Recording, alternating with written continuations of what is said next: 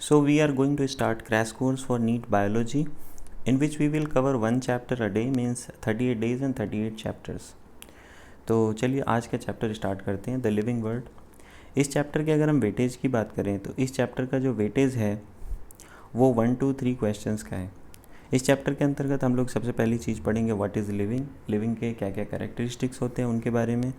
Next जो topic होगा हमारा वो होगा diversity in the living world. And next हम लोग टैक्सोनॉमिक कैटेगरीज़ के बारे में पढ़ेंगे, फिर टैक्सोनॉमिक एड्स के बारे में पढ़ेंगे। तो let's start from what is living. What is living, जब भी हम लिविंग को डिफ़ाइन करने की बात करते हैं, लिविंग को डिफ़ाइन करने की कोशिश करते हैं, तो we conventionally look for distinctive characteristics. उन डिस्टिंक्टिव कैरेक्टरिस्टिक्स की बात करते हैं जो लिविंग ऑर्गेनिजम्स में देखने को मिलते हैं। For example growth, reproduction, ability to sense environment. तो जैसे कि ग्रोथ है, रिप्रोडक्शन है, अपने आसपास के इन्वायरमेंट को सेंस करने की जो एबिलिटी है। Mount a suitable response come to our mind immediately as unique features of living organisms. तो ये हमारे माइंड में आ जाता है कि ये यूनिक फीचर्स हैं लिविंग ऑर्गेनिजम्स में। इसमें हम कुछ चीज़ें और भी ऐड कर सकते हैं, जैसे metabolism, ability to self replicate, मतलब खुद को रेप्लिकेट करने की एबिलिटी, सेल्फ ऑर्गेनाइज, और जो ऑर्गेनिजम्स है लिविंग ऑर्गेनिज्म ये खुद को ऑर्गेनाइज कर सकता है। जैसे हम छोटे से छोटे की बात करें, जो एक सेल होती है उसके अंदर गवर्निंग बॉडी होता है न्यूक्लियस, तो न्यूक्लियस उस सेल को ऑर्गेनाइज रखता है। इंटरैक्ट एंड इमर्जेंस, इंटरैक्ट का मतलब होता है जो एक स्पीसीज़ के दो मेंबर्स हैं वो आपस में इंटरेक्शन करते हैं।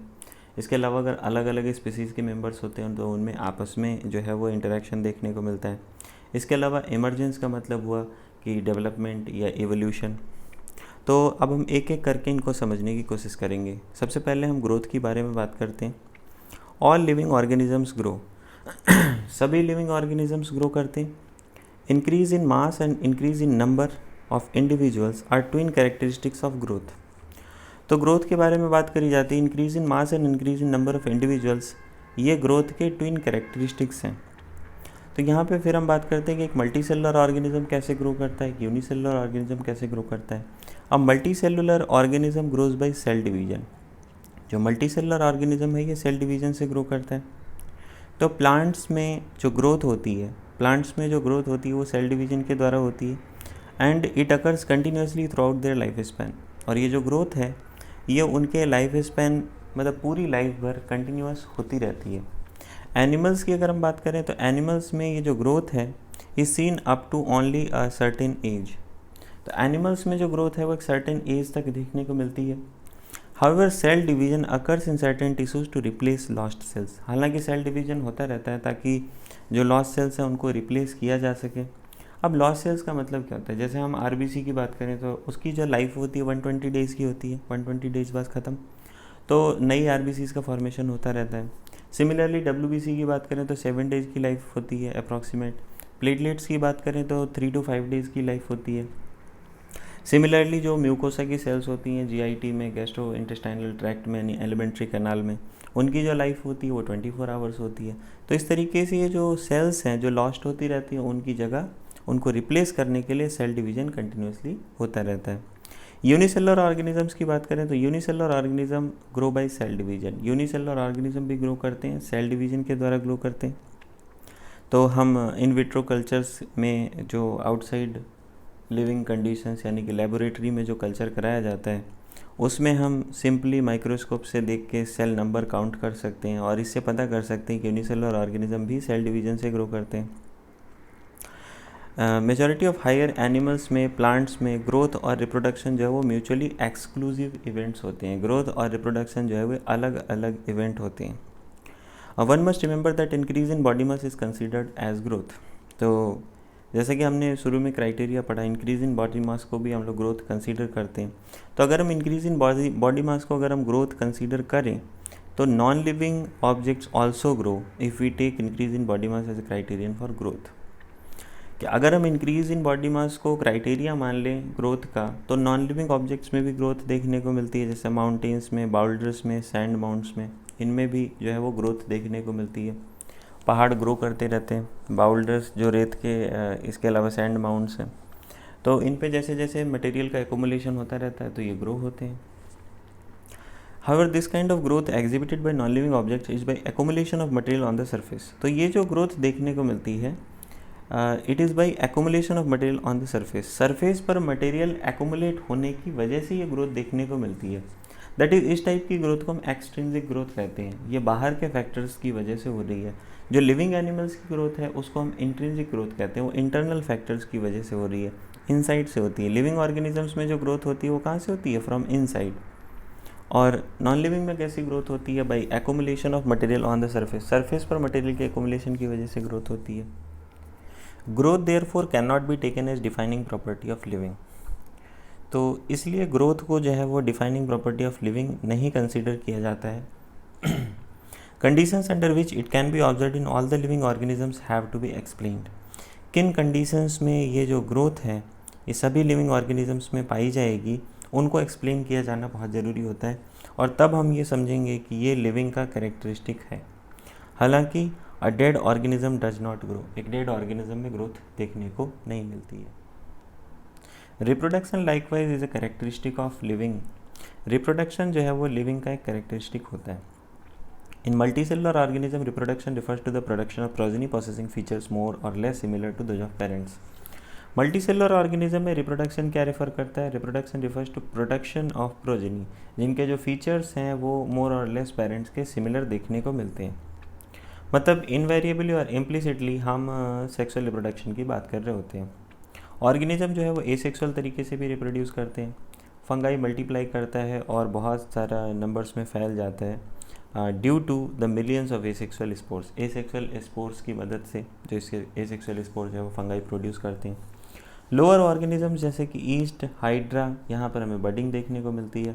प्लानेरिया, फ्लैटवर्म्स, इनमें ट्रू रीजनरेशन देखने को मिलता है। इसका मतलब क्या हो? That is a fragmented organism regenerates the last part of its body and becomes a new organism.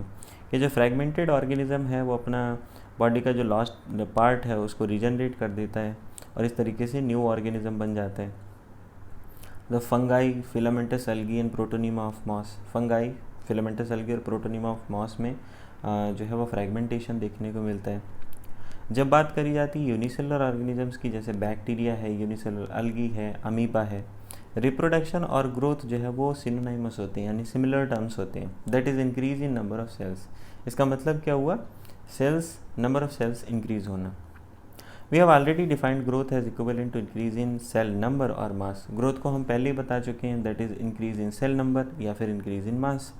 तो सिंगल सेल्ड ऑर्गेनिजम्स में हमें ये क्लियर नहीं होता कि ये जो दोनों टर्म्स हैं, ग्रोथ एंड रिप्रोडक्शन, ये अलग अलग हैं, ये जनरली सेम देखने को मिलती हैं। फर्दर आगे बात करी जाती है कि बहुत सारे ऐसे भी ऑर्गेनिज्म होते हैं जो रिप्रोड्यूस ही नहीं करते, which do not reproduce at all, जैसे mules, sterile worker bees, infertile human couples. तो इस तरीके से अगर कोई लिविंग ऑर्गेनिज्म है, ज़रूरी नहीं वो रिप्रोड्यूस कर ही रहा हो, तो इसीलिए reproduction can also can not be an all inclusive defining characteristics of living organism. तो इस तरीके से रिप्रोडक्शन को भी ऑल इंक्लूसिव डिफाइनिंग कैरेक्टरिस्टिक नहीं माना जाता। Of course no non living object is capable of reproducing और रेप्लिकेटिंग बाई इटसेल्फ। हालांकि कोई भी ऐसा नॉन लिविंग ऑब्जेक्ट नहीं पाया जाता जो रिप्रोड्यूस कर सकता हो या खुद को रेप्लिकेट कर सकता हो। Another characteristic of life is metabolism. Another characteristic जो लाइफ का है वो है metabolism. All living organism are made up of chemicals. सभी लिविंग ऑर्गेनिज्म केमिकल से मिलकर बने होते हैं। ये केमिकल्स चाहे स्मॉल हों, बिग हों, वेरियस क्लासेस को बिलोंग करते हैं, साइजेस के होते हैं, फंक्शंस के वेरियस फंक्शंस करते हैं।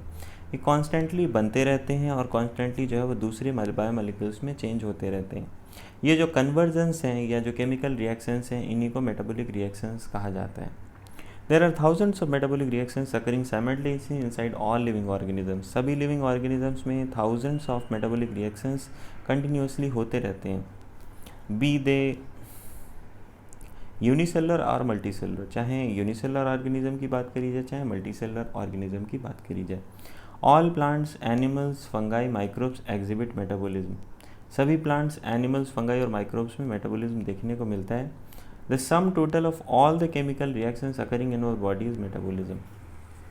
जितने भी केमिकल रिएक्शंस हमारी बॉडी में होते हैं वो मेटाबॉलिज्म कहलाता है। No non living object exhibit metabolism. किसी भी नॉन लिविंग ऑब्जेक्ट में मेटाबॉलिज्म देखने को नहीं मिलता है। Metabolic reactions can be demonstrated outside the body in cell free systems. Metabolic reactions को बॉडी के बाहर सेल फ्री सिस्टम में डिमॉन्स्ट्रेट किया जा सकता है। An isolated metabolic reaction outside the body of an organism, एक आइसोलेटेड मेटाबॉलिक रिएक्शन जो किसी भी ऑर्गेनिज्म की बॉडी के बाहर कराया जाता है, that is in vitro, performed in a test tube में परफॉर्म कराया जा रहा है, यानी कि outside living in vitro conditions में, is neither living nor non living, ये ना तो लिविंग होता है ना ही नॉन लिविंग होता है। While metabolism is a defining feature of all living organisms without exception, इसीलिए जो मेटाबॉलिज्म है वो एक डिफाइनिंग फीचर है सभी लिविंग ऑर्गेनिजम्स का और इसका कोई एक्सेप्शन नहीं है। Isolated metabolic reactions in vitro are not living things but surely living reactions. जो आइसोलेटेड मेटाबॉलिक रिएक्शंस हैं जिनको इन विट्रो कंडीशंस में कराया जा रहा है, लेबोरेटरी कंडीशंस में कराया जा रहा है, ये लिविंग थिंग्स नहीं हैं लेकिन लिविंग रिएक्शंस हैं, क्योंकि लिविंग में ऐसे ही रिएक्शन देखने को मिलते हैं। अब चूँकि मेटाबॉलिज्म जो होता है वो सेल में होता है, hence cellular organisation of the body is the defining feature of life forms. तो सेलुलर ऑर्गेनाइजेशन ऑफ बॉडी ये डिफाइनिंग फीचर है सभी लाइफ फॉर्म्स का। Perhaps the most obvious and technically complicated feature of all the living organisms is this ability to sense their surroundings or environment and respond to these environmental stimuli, which could be physical, chemical or biological. हालांकि जो सबसे advance चीज़ है या सबसे complicated चीज़ है सभी living beings का ये फीचर है कि वो अपने सराउंडिंग्स को सेंस कर सकते हैं, अपने इन्वायरमेंट को सेंस कर सकते हैं और रेस्पॉन्स दे सकते हैं। ये इन्वायरमेंटल स्टिमुलाई जो है फिजिकल हो सकते हैं, केमिकल हो सकते हैं या बायोलॉजिकल हो सकते हैं। फॉर एग्जांपल हम अपने इन्वायरमेंट को जो है वो अपने सेंस ऑर्गन्स के थ्रू सेंस करते हैं। प्लांट में भी बहुत सारे रेस्पॉन्स पाए जाते हैं एक्सटर्नल फैक्टर्स के लिए, जैसे लाइट के लिए, वाटर के लिए, टेम्परेचर के लिए, दूसरे ऑर्गेनिजम्स के और पॉल्यूटेंट्स के लिए। All organisms from prokaryote to the most complex eukaryotes can sense and respond to the environmental cues. सभी ऑर्गेनिज्म, चाहे वो प्रोकारियोट हो चाहे वो मोस्ट कॉम्प्लेक्स यूकारियोट्स की बात करें, ये अपने इन्वायरमेंट को सेंस कर सकते हैं, इन्वायरमेंटल क्यूज़ को रेस्पॉन्स कर सकते हैं। जैसे हम फोटो पीरियड की बात करें, फोटो पीरियड जो है वो सीजनल ब्रीडर्स जो भी होते हैं उनके रिप्रोडक्शन को इफेक्ट करता है, चाहे वो प्लांट हो चाहे वो एनिमल्स हो। All living organisms can handle chemicals entering into their body. सभी जो ऑर्गेनिजम्स हैं वो उनकी बॉडी में जो भी केमिकल्स इंटर कर रहे होते हैं उसको हैंडल कर सकते हैं। क्यों? क्योंकि जो लिविंग मेम्ब्रेन है यानी प्लाज्मा मेम्ब्रेन की बात कर रहे हैं, ये सेलेक्टिवली परमिएबल होती है। All organisms therefore are aware of their surroundings. तो इस तरीके से सभी ऑर्गेनिजम्स जो है अपनी सराउंडिंग्स के लिए अवेयर होते हैं। Human is the only organism who is aware of himself. Human अकेला ऐसा ऑर्गेनिज्म है जो खुद के लिए भी अवेयर होता है, मतलब ह्यूमन में सेल्फ कॉन्शियसनेस देखने को मिलती है। Consciousness therefore becomes the defining property of living organisms. तो इस तरीके से कॉन्शियसनेस जो है वो डिफाइनिंग प्रॉपर्टी हो जाता है लिविंग ऑर्गेनिजम्स का। When it comes to human beings it is all more difficult to defining the living state. जब ह्यूमन बींग्स की बात करी जाती है तो लिविंग स्टेट को डिफाइन करना थोड़ा सा और ज़्यादा डिफिकल्ट हो जाता है। For example we observe patient lying in coma. हम ऐसे पेशेंट्स की बात करते हैं जो कोमा में हैं हॉस्पिटल्स में, वर्चुअली मशीन्स के द्वारा सपोर्ट किए जाते हैं, जिनमें हार्ट या लंग्स जो है वो रिप्लेस किए गए हैं। या फिर ऐसे पेशेंट की बात करें जो ब्रेन डेड है, जिसमें कोई भी सेल्फ कॉन्शियसनेस नहीं है, या ऐसे पेशेंट हैं जो कभी नॉर्मल लाइफ में वापस आएंगे ही नहीं। तो इनको लिविंग कंसीडर करें या फिर नॉन लिविंग कंसीडर करें, तो ये बड़ा कॉम्प्लिकेटेड चीज़ हो जाती है ह्यूमंस के केस में। In higher classes you will come to know that all the living phenomena are due to underlying interactions. Higher classes में हम लोग इसके बारे में पढ़ते हैं कि जो भी लिविंग फिनोमेना है ये इंटरेक्शंस की वजह से होता है। जैसे जो टिश्यू की प्रॉपर्टीज़ हैं ये जो कंस्टिट्यूएंट सेल्स हैं उनमें नहीं पाई जाती, हालांकि जो कंस्टिट्यूएंट सेल्स हैं उनके बीच जो इंटरेक्शंस होते हैं उसकी वजह से एराइज होती हैं। सिमिलरली हम बात करें जो सेलुलर ऑर्गेनल्स की जो प्रॉपर्टी हैं वो मॉलिक्यूलर कंस्टिट्यूएंट में नहीं पाई जाती, जबकि ये एराइज होती हैं as a result of interactions among the molecular components. जो मॉलिक्यूलर कंपोनेंट्स के बीच में इंटरेक्शन होता है उससे एराइज होती हैं। So these interactions result in emergent property as at a higher level of organisation. तो इस तरीके से इन इंटरेक्शंस की वजह से हायर लेवल पर नई प्रॉपर्टीज़ emerge होती हैं। And this phenomena is true in the hierarchy of organisational complexity at all levels. ये जो फिनोमेना है ये सब जगह पे सभी ऑर्गेनाइजेशनल कॉम्प्लेक्सिटी के हायरार्की में सभी लेवल्स पर ये चीज़ लागू होती है।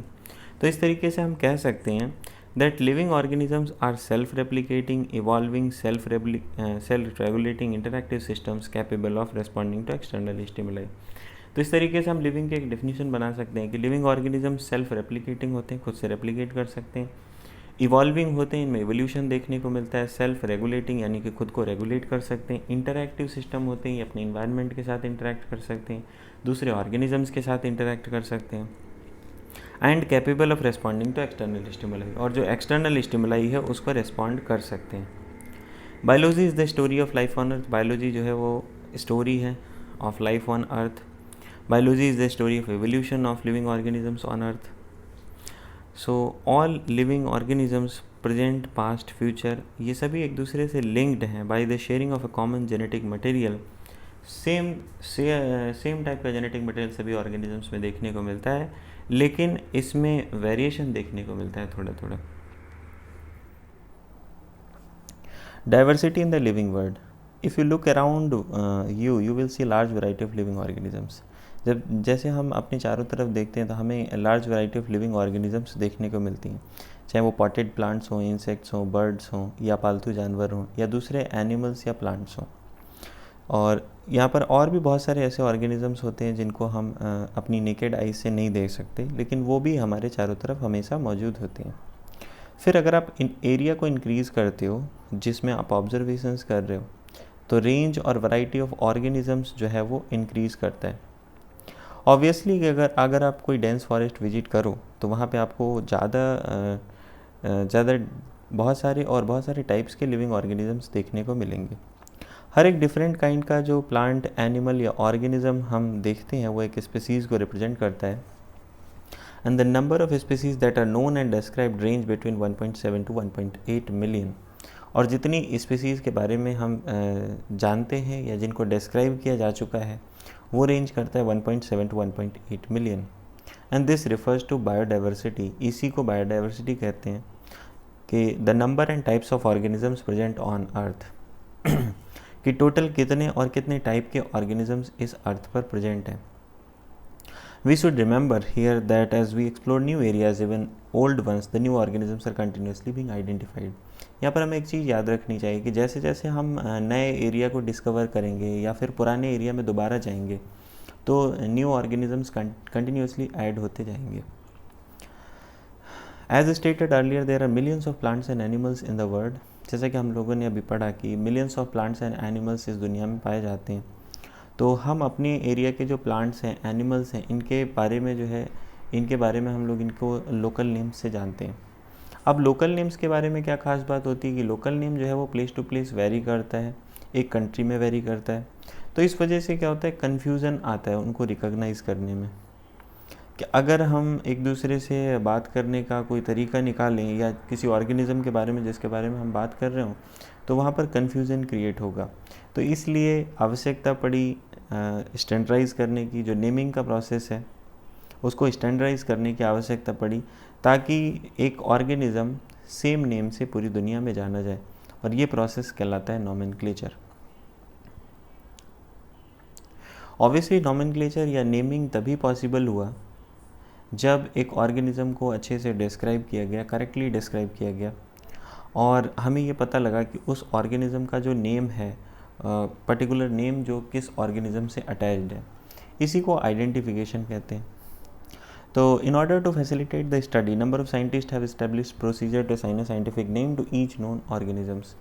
तो इस स्टडी को आसान बनाने के लिए बहुत सारे साइंटिस्ट ने मिलके जो है वो प्रोसीजर बनाए, तरीके बनाए जिससे साइंटिफिक नेम को हर एक ऑर्गेनिजम्स के साथ मतलब असाइन किया जा सके. And this is acceptable to all the biologist over the world. और ये जो क्राइटेरिया है ये सभी बायोलॉजिस्ट को एक्सेप्टेड है. तो प्लांट्स के लिए जो साइंटिफिक नेम है वो फिक्स्ड प्रिंसिपल्स एंड क्राइटेरियाज पर बेस्ड हैं, जिनके बारे में बताया गया था international code of botanical nomenclature में. और सिमिलरली एनिमल्स के लिए जो है वो international code of zoological nomenclature develop किया गया.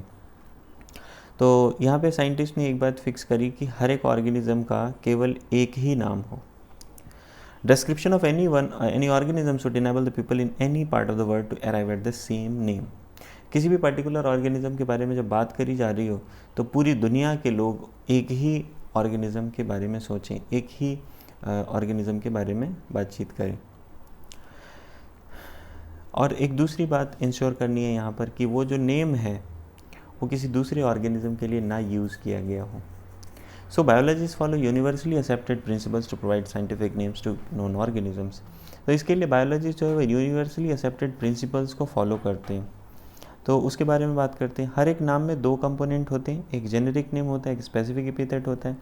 और ये जो सिस्टम है जिसमें ऐसा नाम देना जिसके दो कंपोनेंट होते हैं, ये सिस्टम कहलाता है बाइनोमियल नोमेनक्लेचर। ये जो नेमिंग सिस्टम है इसको दिया था कैरलस लिन्नेस ने, और ये आज के टाइम पे सारे बायोलॉजिस्ट के द्वारा प्रैक्टिस किया जाता है। This naming system using 2 word format was found convenient. ये जो 2 वर्ड फॉर्मेट वाला जो तरीका था ये बड़ा आसान समझा गया। जैसे हम यहाँ पे एग्जाम्पल के लिए ले लेते हैं मैंगो का। तो मैंगो का जो नेम दिया गया, साइंटिफिक नेम मैंगो का मैंजीफेरा इंडिका। तो आगे देखते हैं कि ये बाइनोमियल नेम किस तरीके से, क्योंकि मैंजीफेरा जो है वो जीनस को रिप्रेजेंट करता है, इंडिका जो है वो पर्टिकुलर स्पीसीज़ को रिप्रेजेंट करता है या स्पेसिफिक एपिथेट को रिप्रेजेंट करता है। सो अब हम लोग देखते हैं universal rules of nomenclature. Universal rule of nomenclature क्या क्या है। बायोलॉजिकल नेम्स को जनरली लैटिन में लिखा जाता है या फिर इटैलिक्स में लिखते हैं। उनको लैटिनाइज्ड कर दिया जाता है, मतलब लैटिन लैंग्वेज में कन्वर्ट कर देते हैं, या तो लैटिन से डिराइव करते हैं। उनकी ओरिजिन से मतलब नहीं होता है, या तो उनको लैटिन भाषा में कन्वर्ट कर दिया जाता है या तो फिर वो लैटिन भाषा में पहले से ही होते हैं। जो फर्स्ट वर्ड है बायोलॉजिकल नेम का वो जीनस को रिप्रेजेंट करता है। सेकंड कंपोनेंट जो है वो स्पेसिफिक एपिथेट को रिप्रेजेंट करता है। दोनों ही वर्ड जो बायोलॉजिकल नेम के हैं जब हैंड रिटन मतलब हाथ से लिखते हैं तो उनको सेपरेटली अंडरलाइन किया जाता है, और अगर प्रिंट करते हैं तो इटैलिक्स में प्रिंट किया जाता है ताकि उनकी लैटिन ओरिजिन के बारे में इंडिकेट हो सके। जो फर्स्ट वर्ड है वो जीनस को डिनोट करता है, कैपिटल लेटर से स्टार्ट होता है। जो स्पेसिफिक एपिथेट है वो स्मॉल लेटर से स्टार्ट होता है। एग्जाम्पल के लिए देख लेते हैं मैंजीफेरा इंडिका। मैंजीफेरा का जो एम है वो कैपिटल है, इंडिका का जो आई है वो स्मॉल लेटर से। नेक्स्ट बात करी जाती है कि जो ऑथर का नेम है, name of the author appears after the specific epithet. जो ऑथर का नेम है वो स्पेसिफिक एपिथेट के बाद आता है, यानी कि बायोलॉजिकल नेम के एंड में आता है बिल्कुल, और एब्रीविएटेड फॉर्म में लिखा जाता है। For example Mangifera indica Linn. Linn जो है वो इंडिकेट करता है कि इस स्पीसीज़ को पहली बार लिनियस ने डिस्क्राइब किया था। Since it is nearly impossible to study the organisms, चूँकि सारे ऑर्गेनिजम्स को एक साथ स्टडी करना इम्पॉसिबल है, तो साइंटिस्ट ने कुछ तरीके निकाले जिससे इस चीज़ को पॉसिबल किया जा सके, and this process is classification. तो क्लासिफिकेशन वो एक प्रोसेस है जिसके द्वारा किसी भी चीज़ को कन्वीनियंट कैटेगरीज़ में ग्रुपिंग करी जा सकती है इजीली ऑब्जर्वेबल कैरेक्टर्स के आधार पर। फॉर एग्जांपल हम बात करें, जैसे ग्रुप्स हैं plants, animals, dogs, cats, insect. तो जब भी हम इन टर्म्स को इस्तेमाल करते हैं तो कुछ सर्टेन कैरेक्टर्स को हम पर्टिकुलर ऑर्गेनिज्म के साथ या पर्टिकुलर ग्रुप के साथ जोड़ लेते हैं। तो वही बात होती है, जैसे हम डॉग के बारे में बात कर रहे होते हैं तो हमारे माइंड में डॉग की इमेज आती, कैट की इमेज नहीं आती। फिर जैसे हम अल्सेशियन की बात कर रहे होते हैं तो अल्सेशियन मतलब हमें पता होता है डॉग की एक ब्रीड है, तो हम उसी के बारे में बात कर रहे होते हैं। सिमिलरली अगर हम मैमल्स की बात करते हैं तो हमारे माइंड में जो है वो ऐसे एनिमल्स के बारे में आता है जिनमें एक्सटर्नल ईयर्स होते हैं, बॉडी हेयर्स होते हैं। तो सिमिलर वे में जैसे हम वीट की बात कर रहे हैं तो वीट का ही पिक्चर आता है, किसी दूसरे प्लांट का नहीं आता, न राइस का न दूसरे प्लांट का। तो इस तरीके से जो ये डॉग हैं, कैट हैं, मैमल है, वीट है, राइस है, प्लांट्स है, एनिमल्स है, ये वो कन्वीनियंट कैटेगरीज़ हैं जो हम ऑर्गेनिजम्स को स्टडी करने के लिए उपयोग करते हैं। अब साइंटिफिक टर्म है इन कैटेगरीज़ के लिए, साइंटिफिक टर्म है टैक्सा। सो हम ये रिकॉग्नाइज़ कर पाते हैं कि जो टैक्सा है ये कैटेगरीज़ को रिप्रेजेंट करता है, लेकिन डिफरेंट लेवल्स पे। प्लांट भी एक टैक्सा है, वीट भी एक टैक्सा है, इसके अलावा सिमिलरली एनिमल, मैमल, डॉग, ये सभी टैक्स हैं। लेकिन हमें पता है कि डॉग एक मैमल होता है और मैमल एनिमल्स होते हैं। इस तरीके से एनिमल्स, मैमल्स, डॉग ये टैक्सा को रिप्रेजेंट करते हैं, लेकिन अलग अलग लेवल पे रिप्रेजेंट करते हैं। Hence, based on the characteristics, all living organisms can be classified into different taxa. तो characteristics के आधार पर सभी living organisms को अलग अलग taxa में classify किया जा सकता है और ये process taxonomy कहलाता है। External and internal structure along with the structure of cell, मतलब एक्सटर्नल स्ट्रक्चर यानी कि मॉर्फोलॉजी, इंटरनल स्ट्रक्चर यानी कि एनाटमी, इसके अलावा cell structure and development process and ecological information of organism are essential and form the basis of modern taxonomic studies.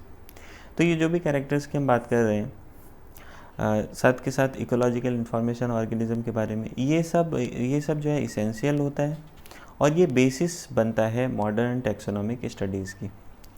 Hence, characterization, identification, classification and nomenclature are the process that are basic to taxonomy। इस तरीके से characterization, identification, classification और nomenclature ये वो process हैं जो taxonomy के लिए basic हैं। आगे बात करते हैं तो टैक्सोनॉमी कोई नई चीज़ नहीं है। ह्यूमन बींग्स जो है वो हमेशा से नई चीज़ें एक्सप्लोर करने में जो है वो नई चीज़ों के बारे में जानने में बहुत उत्सुक रहे हैं। तो जो पहले का क्लासिफिकेशन है या पहले जो ह्यूमन ने क्यूरियोसिटी जो है वो नए नए ऑर्गेनिजम्स को ढूंढा, वो किस आधार पर ढूंढा, वो बेसिकली वो सोर्स फाइंड कर रहे थे बेसिक नीड्स का, फूड का, क्लॉथिंग का, शेल्टर का।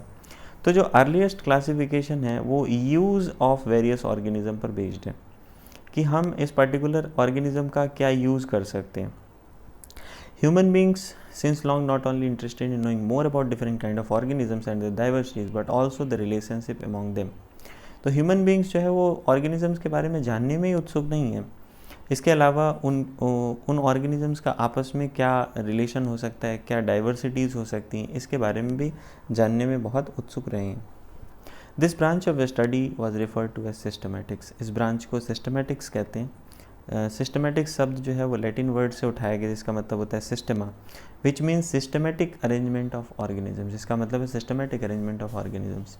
लिनेस ने अपनी जो पब्लिकेशन था उनका, उसका टाइटल रखा था सिस्टेमा नेचुराई। बाद में जो सिस्टमैटिक्स का जो स्कोप है उसको इंक्रीज़ कर दिया गया। इसके अंतर्गत अब आइडेंटिफिकेशन, नॉमेनक्लेचर, क्लासिफिकेशन के अलावा इवोल्यूशनरी रिलेशनशिप को भी ऐड कर दिया गया। नेक्स्ट हम बात करते हैं टैक्सोनॉमिक कैटेगरीज़ के बारे में। तो क्लासिफिकेशन जो है वो सिंगल स्टेप प्रोसेस नहीं है। इसके अंतर्गत हायरार्की ऑफ स्टेप्स आता है जिसमें हर एक स्टेप जो है वो एक रैंक या कैटेगरी को रिप्रेजेंट करता है। सिंस ये जो कैटेगरीज़ हैं ये ओवरऑल टैक्सोनॉमिक अरेंजमेंट का पार्ट है, इसीलिए इनको टैक्सोनॉमिक कैटेगरीज़ कहा जाता है और सभी कैटेगरीज़ एक साथ मिलकर टैक्सोनॉमिक हायरार्की बनाती हैं, जहाँ पर हर एक कैटेगरी जो है वो यूनिट ऑफ क्लासिफिकेशन कहा जाता है। वो एक रैंक को रिप्रेजेंट करता है जिसको कॉमनली टैक्सॉन कहते हैं, प्लूरल वर्ड है टैक्सा। टैक्सोनॉमिक कैटेगरी और हायरार्की को हम एक एग्जांपल से समझ सकते हैं। जैसे इंसेक्ट है वो एक ग्रुप ऑफ ऑर्गेनिज्म को रिप्रेजेंट करता है जिसमें कुछ कॉमन फीचर्स देखने को मिलते हैं, जैसे कि 3 पेयर्ड ऑफ जॉइंटेड लेग्स। इसका मतलब है कि इंसेक्ट एक रिकॉग्नाइजेबल कंक्रीट ऑब्जेक्ट हो गया जिसको क्लासीफाई कर सकते हैं, जिसको हम एक रैंक या कैटेगरी असाइन कर सकते हैं। क्या हम दूसरे ऐसे ग्रुप ऑफ ऑर्गेनिजम्स दे सकते हैं? हाँ, बिल्कुल दे सकते हैं। जैसे ग्रुप जो है वो कैटेगरी को रिप्रेजेंट करता है और कैटेगरी फर्दर रैंक को रिप्रेजेंट करता है। हर एक रैंक या टैक्सॉन जो है वो यूनिट ऑफ क्लासिफिकेशन होता है।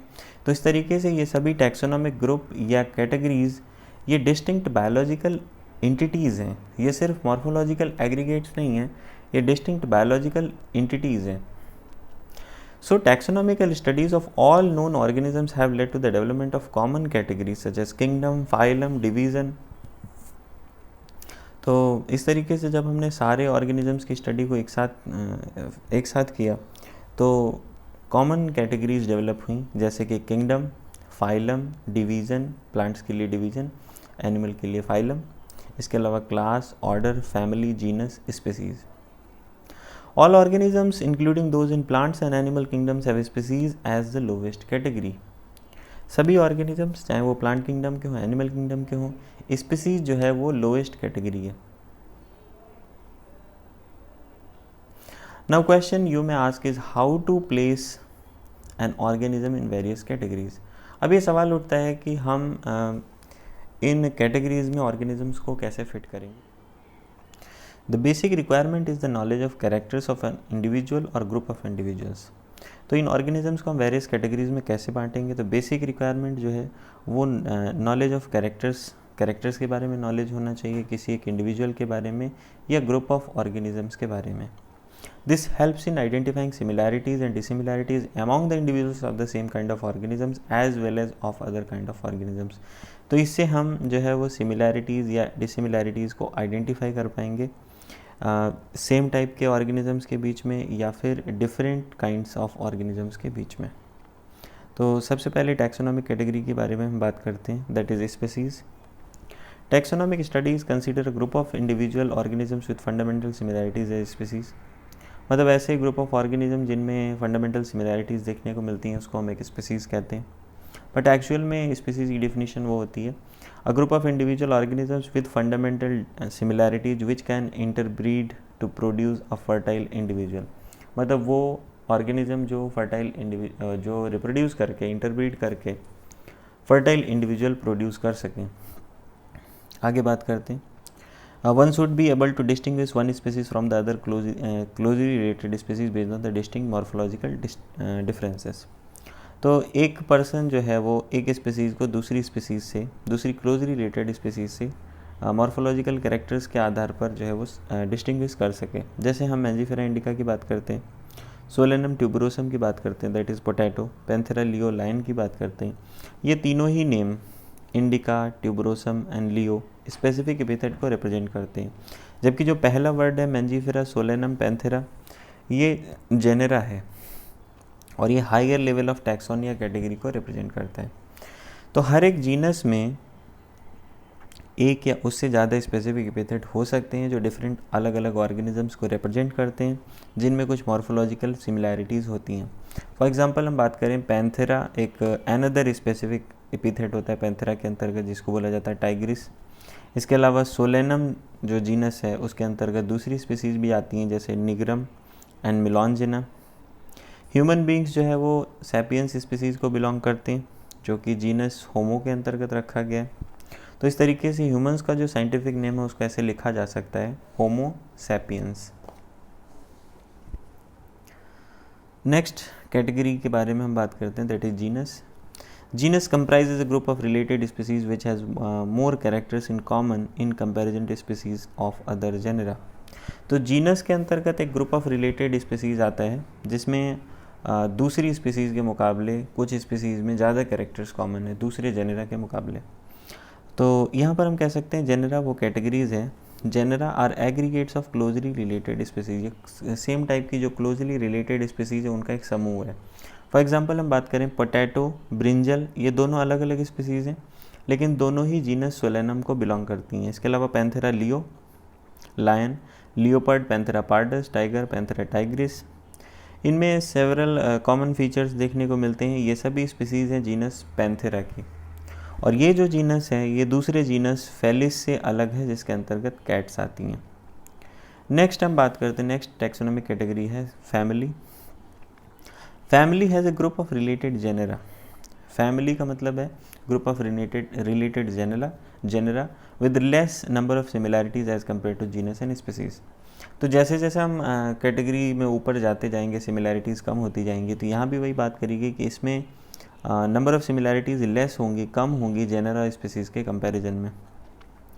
फैमिलीज़ को जो है वो वेजिटेटिव और रिप्रोडक्टिव आधार पर बांटा जाता है. जब हम प्लांट्स की बात करते हैं एमॉन्ग प्लांट्स, जैसे हम एग्जांपल ले लेते हैं, 3 अलग अलग जेनेरा हैं सोलेनम, पेटूनिया, दतूरा, लेकिन एक ही फैमिली को बिलोंग करते हैं, फैमिली सोलेनेसी को.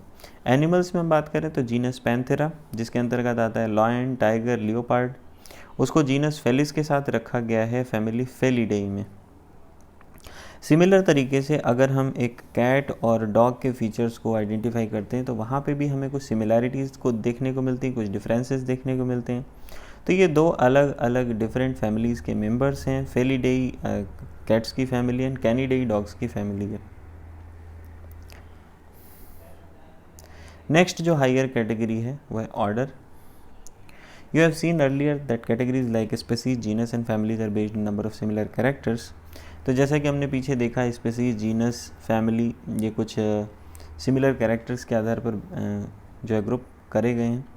जनरली ऑर्डर या दूसरी हायर टैक्सोनॉमिक कैटेगरीज जो है वो कैरेक्टर्स के एग्रीगेट्स के आधार पर आइडेंटिफाई किए जाते हैं. ऑर्डर चूँकि एक हायर कैटेगरी है, order means assemblage of families which exhibit a similar characters. तो ऑर्डर जो है वो ऐसी फैमिलीज़ का असेंबलेज है जिनमें कुछ सिमिलर कैरेक्टर्स देखने को मिलते हैं।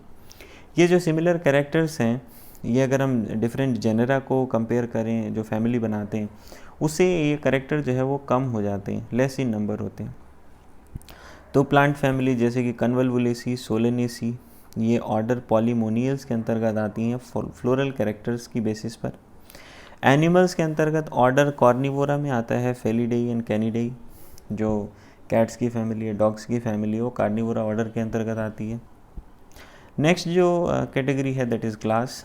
क्लास इंक्लूड्स रिलेटेड ऑर्डर्स, मतलब जो रिलेटेड ऑर्डर्स हैं वो क्लास के अंतर्गत आते हैं। एग्जांपल के लिए ऑर्डर प्राइमेटा के अंतर्गत, ऑर्डर प्राइमेटा जिसमें आता है मंकी, गोरिल्ला, गिब्बन, वो क्लास मेमेलिया में रखा गया है ऑर्डर कार्निवोरा के साथ। कार्निवोरा के अंतर्गत आते हैं tiger, cat, dog. Class Mammalia में और भी दूसरे ऑर्डर्स देखने को मिलते हैं। नेक्स्ट जो कैटेगरी है that is phylum. Classes comprising animals like fishes, amphibians, reptiles, birds along with mammals constitute the next higher category called phylum. Classes जिनमें ऐसे एनिमल्स आते हैं जैसे fishes, amphibians, reptiles, birds, mammals, ये सभी एक नेक्स्ट हायर कैटेगरी कंस्टिट्यूट करते हैं जिसको बोला जाता है फाइलम। तो ये सभी जो कैरेक्टर्स हैं ये कॉमन फीचर्स के आधार पर होते हैं, जैसे कि presence of notochord, dorsal hollow nervous system होता है। तो इन सभी को एक फाइलम में रखा गया, फाइलम कॉर्डेटा। प्लांट्स के केस में क्लासेस जिनमें कम सिमिलर कैरेक्टर्स होते हैं उनको एक हायर कैटेगरी असाइन करी जाती है, डिवीजन। नेक्स्ट जो टैक्सोनॉमिक कैटेगरी है that is kingdom, highest category of classification. Animal के लिए किंगडम एनिमिलिया कहा जाता है, जिसमें सारे के सारे एनिमल्स आते हैं। किंगडम प्लांटी दूसरी तरफ जो है वो comprises all plants from various divisions. Different plants, सारे के सारे प्लांट्स प्लांट किंगडम के अंतर्गत आते हैं। तो इस तरीके से हम इन दो ग्रुप्स को एनिमल और प्लांट किंगडम रेफर करते हैं। देखो टैक्सोनॉमिक कैटेगरीज जो है वो स्पीसीज से लगा के किंगडम तक यहाँ डायग्राम में असेंडिंग ऑर्डर में दिखाई गई हैं। तो उस डायग्राम के बारे में बात कर लेते हैं। Kingdom, phylum, class, order, family, species, genus. इसमें जो सबसे ज़्यादा कन्फ्यूजन होता है वो यहाँ देखने को मिलता है फाइलम, क्लास एंड ऑर्डर में। इसका सिंपल है, इनका पहला वर्ड याद रखिएगा, PCO। तो ये सीक्वेंस आपको याद रहेगा। आगे देखते हैं। ये ब्रॉड कैटेगरीज हैं। However taxonomist have also developed sub categories in this hierarchy to facilitate more sound and scientific placements of various taxa. इसके अलावा टैक्सोनॉमिस्ट ने जो है वो सब कैटेगरीज को भी डेवलप किया है इस हायरार्की में, ताकि और जो है वो अच्छे से साइंटिफिक प्लेसमेंट किया जा सके डिफरेंट टैक्सा का। तो ये जो हायरार्की दिया हुआ है फिगर 1.1 में, इसकी हम बात कर रहे थे। तो you can recall the basis of arrangements. Yes, for example if you go higher from species to kingdom, जैसे जैसे हम स्पीसीज से किंगडम की तरफ जाते हैं, the number of common characters goes on decreasing.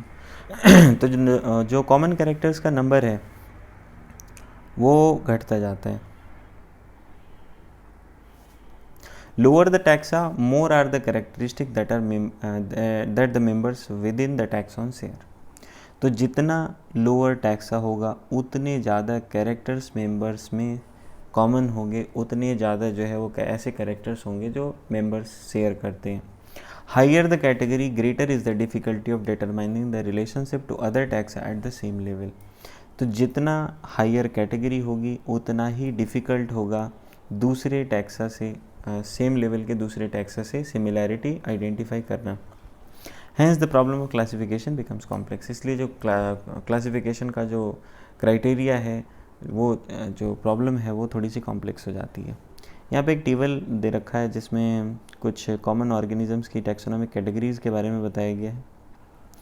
तो जैसे कि मैन का होमो सैपियंस, जीनस होमो, फैमिली होमिनिडेई, ऑर्डर प्राइमेटा।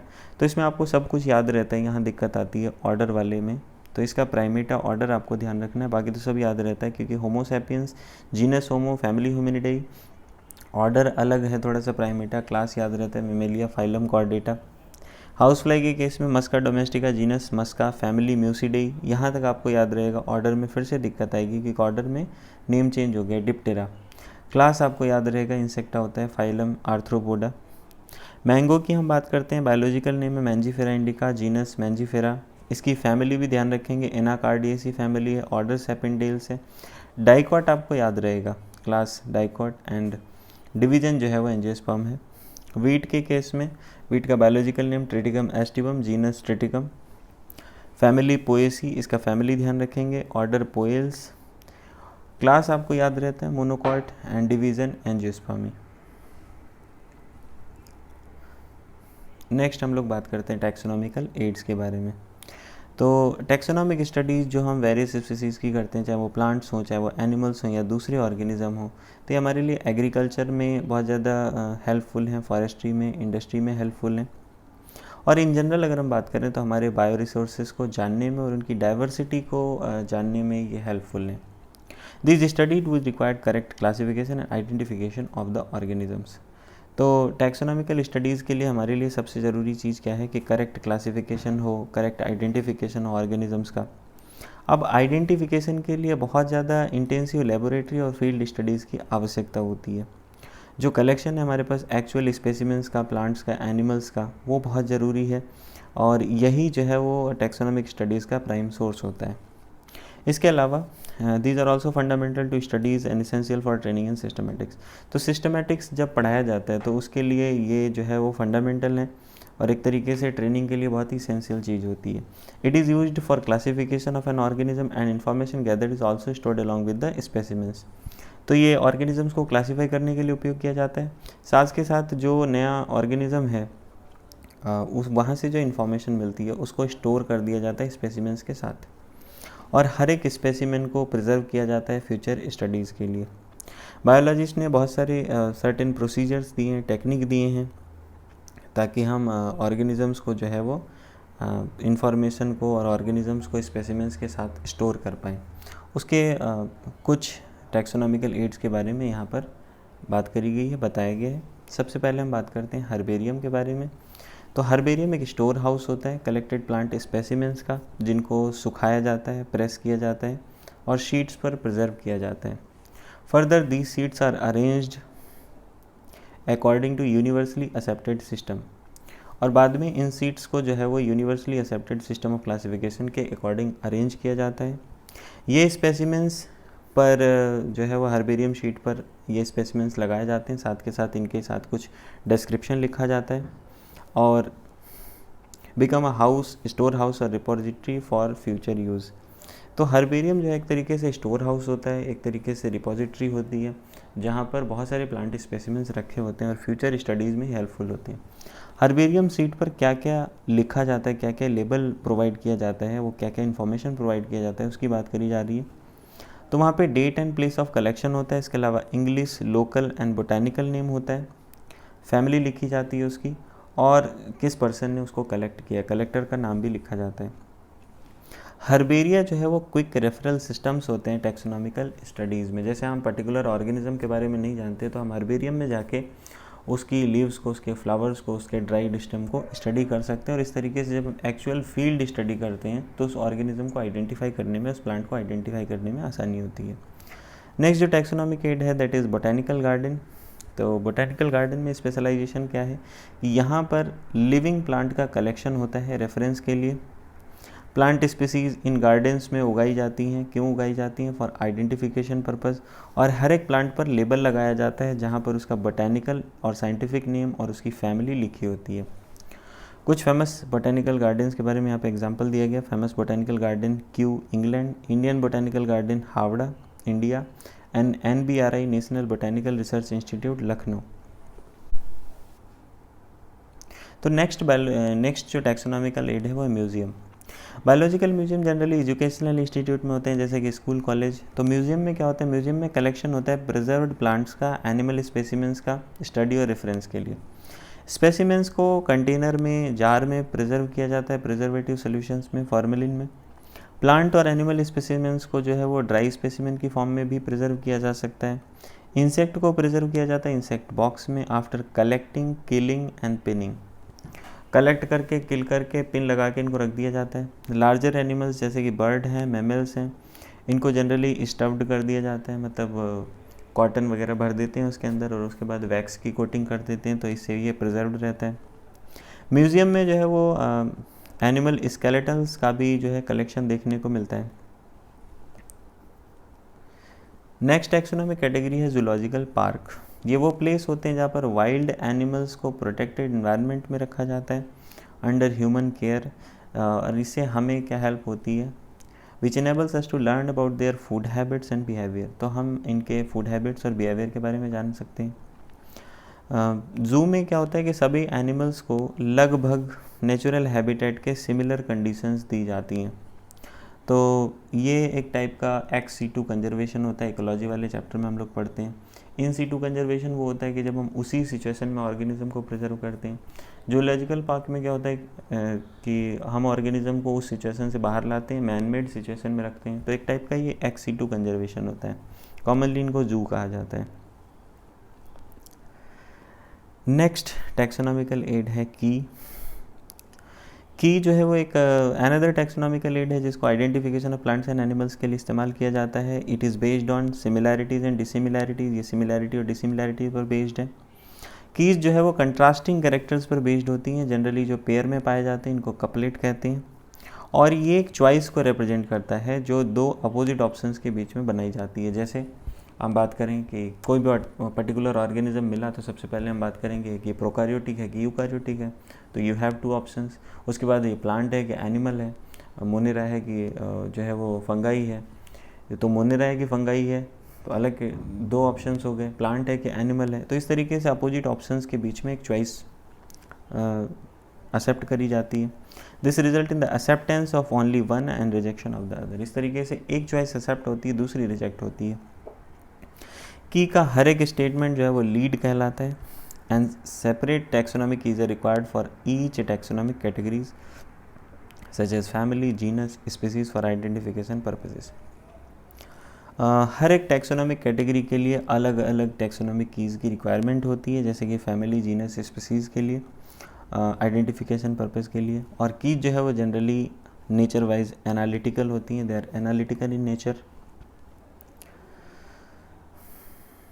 नेक्स्ट हम लोग बात करते हैं फ्लोरा के बारे में, मैनुअल्स के बारे में, मोनोग्राफ्स के बारे में या फिर कैटलॉग्स के बारे में।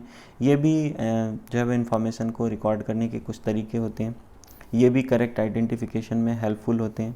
फ्लोरा के बारे में अगर हम बात करें, it contains actual account of habitat and distribution of plants of a given area. Flora में किसी एरिया के जितने भी प्लांट हैं उसके बारे में एक्चुअल अकाउंट होता है, उनके हैबिटेट के बारे में होता है।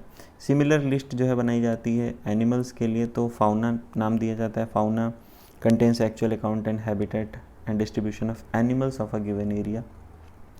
तो इस तरीके से हमें पर्टिकुलर एरिया के प्लांट स्पीसीज़ की एक इंडेक्स मिल जाती है फ्लोरा के केस में। मैनुअल्स भी होते हैं। Manuals are useful in providing information for identification of names of species found in area. Manual जो है वो किसी एरिया में पाए जाने वाले जो स्पीसीज़ हैं उनके बारे में इंफॉर्मेशन होती है। मोनोग्राफ्स किसी एक टैक्सॉन पे इंफॉर्मेशन होती है। इसके अलावा कैटलॉग्स होता है, जैसे आप किसी भी पर्टिकुलर जू में जाते हो या बोटेनिकल गार्डन में जाते हो तो वहाँ एक लिस्ट मिलती है, कैटलॉग मिलता है, जहाँ पर वहाँ पे पाए जाने वाले ऑर्गेनिजम्स की एक लिस्ट होती है।